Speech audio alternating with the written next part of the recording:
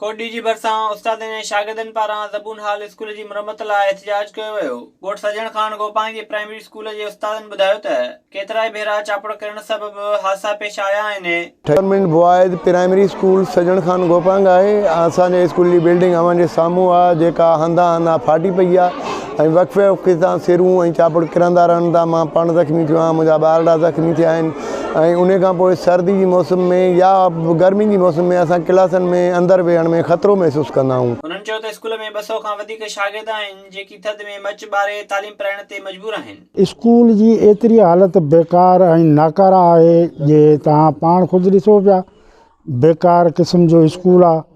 ऐं असां बिल्डिंग जेका आहे कान असांखे बिल्डिंग ही एॾी सख़्तु सर्दी में तव्हां पाण ॾिठो, बाह ॿारे ॿारड़ा वेठा आहिनि, उस्ताद वेठा आहिनि। असांजा उस्ताद टोटल 3 आहिनि, 200 खां वधीक शागिर्द आहिनि। असांखे उस्ताद जी बि ज़रूरत आहे ऐं रस्ते जी बि ज़रूरत। उस्तादनि ऐं शागिर्दनि मुतालबो कयो त नई इमारत ठाराए ॿियूं सहूलियतूं ॾेई इंसाफ़ कयो वञे।